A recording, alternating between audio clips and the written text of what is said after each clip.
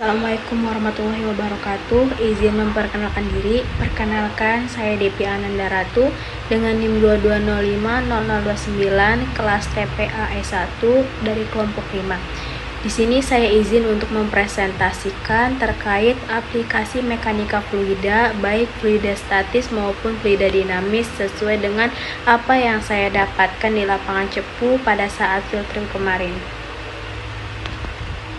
Fluida merupakan zat yang dapat mengalir dan memberikan sedikit hambatan pada rubahan bentuk saat ditekan, misalnya zat cair dan gas. Namun, fluida tidak selalu mengalir. Di beberapa kondisi, fluida dalam kondisi diam atau statis. Mekanika fluida mempelajari mengenai pergerakan dari fluida, bentuk cairan atau gas. Selanjutnya, fluida statis adalah zat fluida yang dalam kondisi tidak bergerak atau bergerak namun tidak ada perbedaan kecepatan di antara partikelnya. Fluida statis disebut juga hidrostatis yang membahas perihal tekanan, keseimbangan air, dan lain-lain. Sedangkan fluida dinamis ialah fluida bergerak. Jenis aliran fluida adalah laminar, transisi, dan aliran turbulen. Selanjutnya, pada pemboran, konsep ini terdapat pada sirkulasi sistem, di mana sistem sirkulasi mensirkulasikan lumpur untuk membersihkan dan membawa cutting yang dibuat oleh bit. Dalam sistem sirkulasi ini juga memberikan tekanan hidrostatis yang cukup untuk mencegah kick dan loss. Pada circulating system, terdapat dua jenis aliran yang dapat terjadi. Yang pertama turbulen atau aliran acak atau yang dapat berubah, lalu yang kedua adalah laminar, yaitu aliran yang lurus atau konstan. Aliran laminar terjadi pada saat lumpur disirkulasikan masuk ke dalam lubang bor atau sumur. Aliran turbulen mulai terjadi saat lumpur keluar dari lubang bit atau nozzle. Ukuran nozzle dikombinasi agar lebih optimum alirannya. Aliran laminar kembali terjadi saat lumpur melewati anulus membawa cutting. Fluida statis juga terjadi di BPM. Saat lumpur melewati flow line, dia akan masuk ke dalam lubang outlet BPM atau back pressure manifold. Choke manifold atau back pressure manifold menerima aliran dari sumur untuk dapat dialirkan ke ground pit atau flare dan separator. Konstruksi dari choke manifold ini terdiri dari kerangka-kerangka, manometer, dan choke. Pada choke manifold ini dipasang hydraulic adjustable choke yang dapat dioperasikan dari jarak jauh, di mana umumnya kontrol panelnya ditempatkan di atas rig floor. Assalamualaikum warahmatullahi wabarakatuh. Perkenalkan, nama saya Rizky Aulia Maulana dengan NIM 22050031. Saya dari program studi S1 Perminyakan. Saya dari kelompok 5. Di sini, saya akan menjelaskan tahapan atau proses-proses dari sirkulasi sistem. Baik, yang pertama, lumpur pemboran yang berada di mud tank akan dialirkan ke mud pump melalui suction line. Kemudian, lumpur akan dialirkan melewati discharge line hingga sampai ke standpipe. Setelah dari standpipe, lumpur akan dialirkan menuju rotary hose. Kemudian, lumpur akan mengalir turun melewati kelly, drill pipe, anulus, drill collar, hingga sampai ke bit. Setelah itu, lumpur akan kembali naik dan mengalir melewati redstone line. Setelah itu, lumpur akan mengalir ke tempat shell shaker. Lumpur akan diayak atau dipisahkan dari cutting lumpur bor. Setelah melewati shell shaker, lumpur akan mengalir menuju descender. Di descender, lumpur akan dipisahkan dari butir-butir pasir dari lumpur pemboran yang tidak tersaring ketika melewati shell shaker. Kemudian, setelah dari descender, lumpur akan mengalir menuju desalter. Di dalam desalter, lumpur akan dipisahkan dari butiran-butiran pasir agar menjadi lebih halus lagi. Setelah itu, lumpur yang sudah halus akan masuk ke dalam degasser. Di sana, lumpur akan dipisahkan dari gas yang terlarut dengan lumpur pemboran. Dan kemudian, lumpur akan kembali lagi masuk ke dalam mud tank. Sekian dari saya, kurang lebihnya mohon maaf. Wabillahi taufiq wal hidayah. Wassalamualaikum warahmatullahi wabarakatuh. Assalamualaikum warahmatullahi wabarakatuh. Sebelumnya izin memperkenalkan diri, nama saya Berata Kusuma dengan NIM 22050026. Saya di sini akan menjelaskan beberapa hal mengenai apa saja alat yang digunakan pada sumur produksi yang menerapkan fluida dinamis dan statis pada saat kunjungan ke Cepu kemarin. Jadi pada saat kemarin ke kunjungan Cepu itu kita dibawa ke sumur produksi yang ada di PPSDM Migas Cepu dan juga di distrik Kawengan di Cepu. Di distrik Kawengan Cepu kita mengunjungi yaitu sumur produksi yang menggunakan jack pump. Dan di PPSDM Migas itu sendiri ada beberapa sumur produksi. Ada natural lift, ada juga gas lift, dan juga ada menggunakan jack pump ataupun pompa angguk. Di sini saya akan menjelaskan mengenai apa saja peralatan yang menggunakan prinsip fluida dinamis dan statis pada sumur produksi di jack pump di distrik Kawengan Cepu. Jadi yang pertama itu ada flow line ataupun pipa yang dapat mengalirkan fluida, yaitu bisa dapat berupa water, oil maupun gas. Pipa itu berada di atas permukaan. Mengapa sih flow line tersebut dikategorikan sebagai alat yang dapat menerapkan fluida dinamis? Karena flow line itu pipa yang dapat mengalirkan fluida secara konstan ataupun stabil kecepatan dan ataupun laju alirnya. Dan di sumur produksi jack pump di distrik Kawengan itu sendiri itu sekitar 98% itu menghasilkan air dan juga 2% itu dapat menghasilkan crude oil yang selanjutnya dihubungkan ke SPU yang dekat dengan sumur produksi itu. Dan juga jack pump yang digunakan di distrik Kawengan itu sendiri itu, dan juga sumur produksi yang ada di Kawengan itu sendiri tergolong sumur produksi tua dan juga memiliki kedalaman yang cukup dangkal, sehingga produksi dari crude oil itu sendiri juga hanya sekitar 16 barrel per day. Dan ada juga gambar dari ketika di PPSDM Migas Cepu, yaitu pompa angguknya itu sendiri seperti yang ada pada gambar.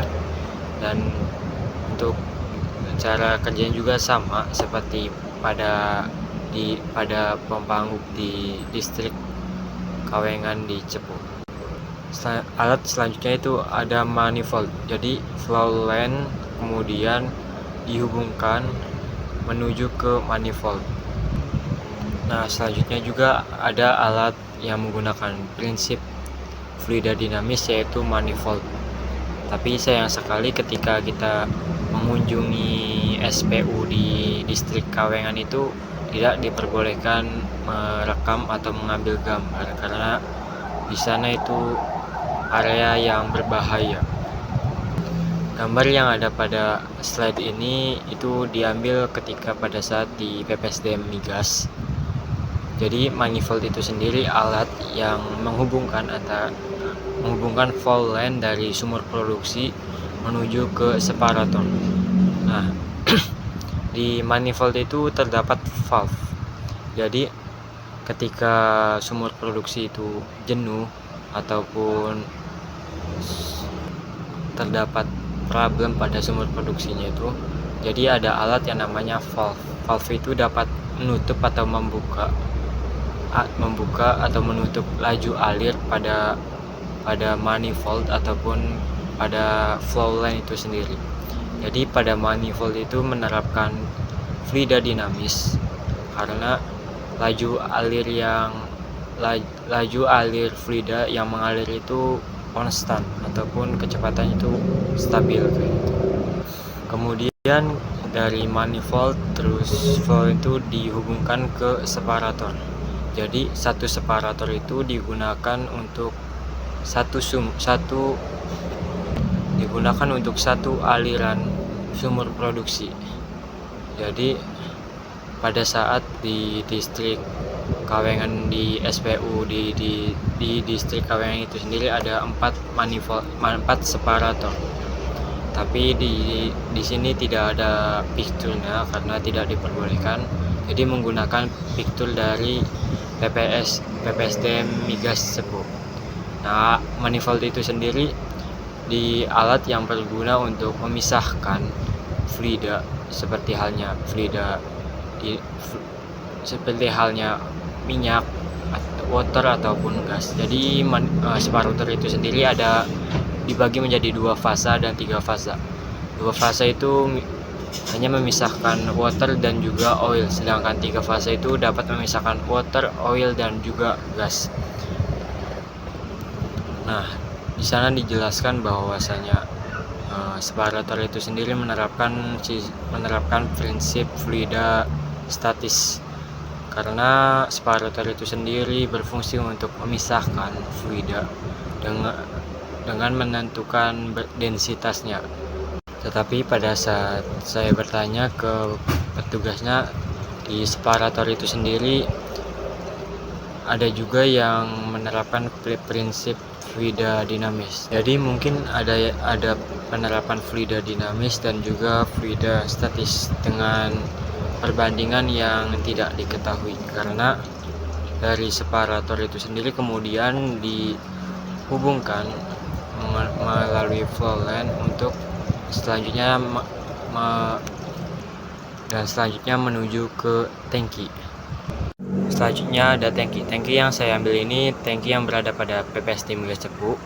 Jadi di tangki itu menerapkan prinsip fluida dinamis ataupun statis. Jadi tidak semata-mata di tangki itu fluida itu tidak bergerak ataupun diam, tetapi juga dapat bergerak ketika ada laju alir yang menghubungkannya dari flow line ataupun ketika disalurkan menuju ke tangki. Mungkin itu saja yang dapat saya sampaikan. Kurang lebihnya mohon maaf apabila ada kesalahan. Saya akhiri. Wassalamualaikum warahmatullahi wabarakatuh. Assalamualaikum warahmatullahi wabarakatuh. Perkenalkan, nama saya Kajudin dari kelompok 5 NIM 034 dari Prodi S1 yang berminyakan. Sini saya menjalankan peralatan produksi atas dan bawah permukaan sumur. Peralatan di bawah permukaan sumur, surface equipment. Yang dimaksud dengan peralatan di bawah lubang sumur, surface equipment, adalah peralatan yang terpasang mulai dari wellhead atau pas sampai dengan dasar sumur. Ini ada beberapa produk alat produksi bawah permukaan sumur, yaitu ada casing, tubing, dan packer. Pertama saya jelaskan casing. Casing mencegah dinding lubang bor agar tidak runtuh. Tempat pemasangan blowout ventral atau WUV bersama semen memper dinding lubang bor mencegah kontaminasi air dan tawa dengan lumpur pengeboran tipe selubung. Di sini ada beberapa jenis casing. Yang pertama itu conductor casing, surface casing, intermediate casing, production casing. Sini ada conductor casing, saya berikan penjelasannya, yaitu conductor casing merupakan rangkaian pertama yang ditetapkan ke dalam sumur pemboran. Secara umum, conductor casing pada pemboran yang dilakukan di darat berguna untuk melindungi air tanah yang digunakan oleh penduduk dalam keperluan sehari-hari. Nah, yang kedua, surface casing. Surface casing adalah casing yang dipasang setelah conductor casing. Kedalaman surface casing ditentukan berdasarkan dari unconsolid sand atau pasir lepas serta kedalaman air tawar yang dilindungi. Dan ketiga itu intermediate casing. Intermediate casing adalah casing yang dipasang setelah surface casing, biasanya untuk menutupi formasi yang bermasalah. Ukuran dari intermediate casing ini tergantung ukuran surface casingnya dan grade yang dibutuhkan guna dapat menahan kondisi di subsurface. Mungkin yang keempat, yang terakhir itu production casing. Production casing adalah rangkaian casing yang dipasang dari lapisan produktif ke permukaan. Casing ini disemen dari dasar lubang sampai ke permukaan atau sekurang-kurangnya. Ukurannya itu 100 feet di atas casing hose yang sudah terpasang sebelumnya. Dan ada beberapa juga, yaitu liner yang di foto ini ada liner, tulisan sedikit liner. Liner pada dasarnya memiliki fungsi yang sama dengan production casing, tetapi berbedanya hanya pada panjang dan letaknya di dalam lubang sumur. Liner dipasang dimulai dari dasar lubang dan digunakan pada rangkaian casing di atasnya. Keuntungan dari pemasangan liner adalah harganya lebih murah karena dipasang sampai ke permukaan. Ya, itu beberapa jenis dari casing, dan melanjutkan dari ini selanjutnya. Ya, ini adalah tubing. Tubing adalah tubing adalah pipa produksi yang dipasang di dalam sumur, di dalam production casing, yang fungsinya untuk mengalirkan minyak, air, dan gas dari sumur permukaan. Tubing adalah saluran aliran normal yang digunakan untuk mengangkut cairan yang dihasilkan ke permukaan atau cairan ke formasi. Penggunaannya dalam sumur biasanya dianggap sebagai praktik pengopsen yang baik. Juga ada bahannya. Saat memilih bahan, hal-hal berikut harus dipertimbangkan. Yang pertama, keadaan lingkungan. Kedua, variasi porositas dari sumur, tekanan dan suhu minimum dan maksimum, aspek keamanan, aktivitas biaya. Nah, ada beberapa pipa tersebut harus dirancang untuk memenuhi semua tegangan dan kondisi yang terjadi selama pengoperasian. Secara rutin, sumur mempunyai batas yang cukup untuk kondisi beban yang tidak biasa. Oke, selanjutnya yaitu eker. Eker merupakan seperangkat peralatan bawah permukaan yang terdiri dari peralatan penyekat, pemegang atau dudukan suatu peralatan, dan peralatan mengatur aliran fluida dari reservoir.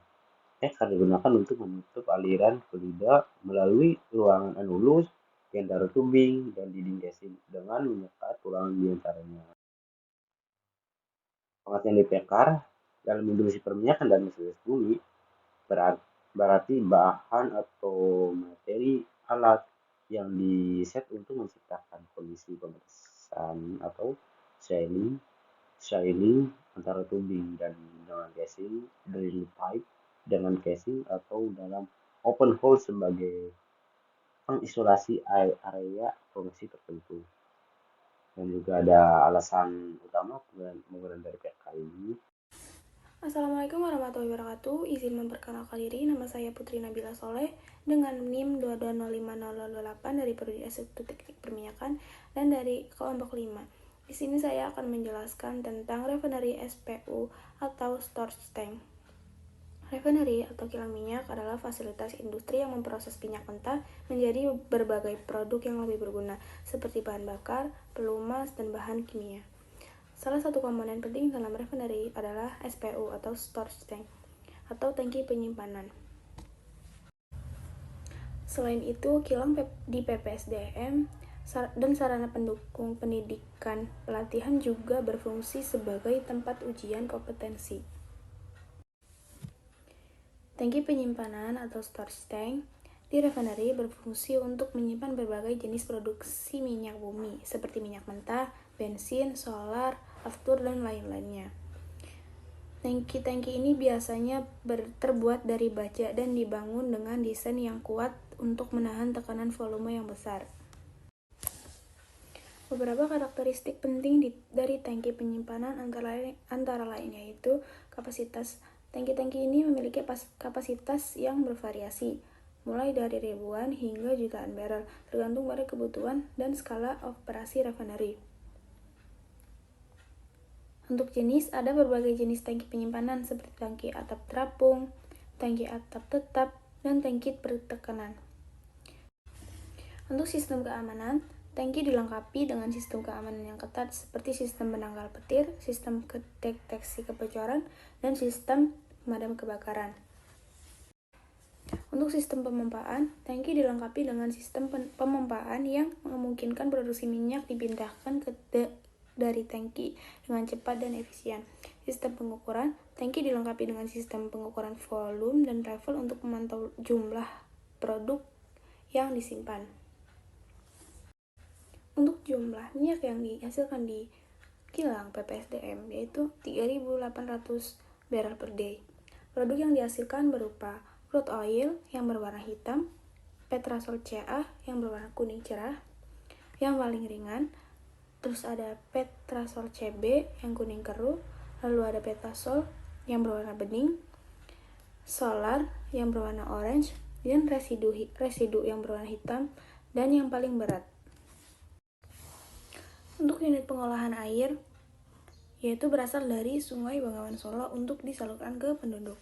Untuk unit pembangkit uap, berfungsi sebagai untuk memanaskan residu karena sifatnya yang padat.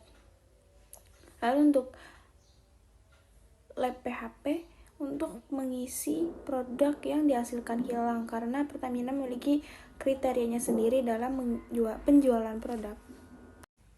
Untuk maintenance dalam kilang dilakukan 4 tahun sekali, dicek ulang karena ada alat yang harus diganti setiap 4 tahun. Turn around. Untuk reactive maintenance, apabila mesin atau alat rusak segera diganti. Tangki penyimpanan di refinery memainkan peran kunci dalam menjaga ketersediaan dan distribusi produksi minyak, serta menjamin keamanan dan efisiensi operasi refinery secara keseluruhan. Sekian dari saya. Wassalamualaikum warahmatullahi wabarakatuh. Assalamualaikum warahmatullahi wabarakatuh. Nama saya Benvenuto Alfidiatmoko dengan NIM 22050048 dari kelompok 5. Di sini saya akan menjelaskan mengenai oil refinery. Oil refinery adalah sebuah fasilitas industri tempat penyulingan minyak mentah atau crude oil untuk memproduksi berbagai produksi minyak seperti bahan bakar, bahan kimia, dan bahan produksi lainnya. Proses ini melibatkan pemisahan komponen minyak mentah melalui pemanasan, pendinginan, dan vaksinasi untuk menghasilkan produksi akhir yang lebih bernilai tambah dan sesuai dengan kebutuhan pasar. Fungsi utama dari oil refinery adalah untuk memproses minyak mentah menjadi berbagai produksi minyak yang lebih bernilai tambah, termasuk bahan bakar seperti bensin, diesel, dan jet fuel, bahan kimia seperti larut dan bahan bakar plastik, serta produksi-produksi lainnya seperti lilin, pelumas, dan aspal. Proses tersebut melibatkan pemisahan, pemurnian, dan konversi komponen-komponen minyak mentah agar sesuai dengan kebutuhan pasar dan konsumen. Itu saja dari saya. Sekian, terima kasih.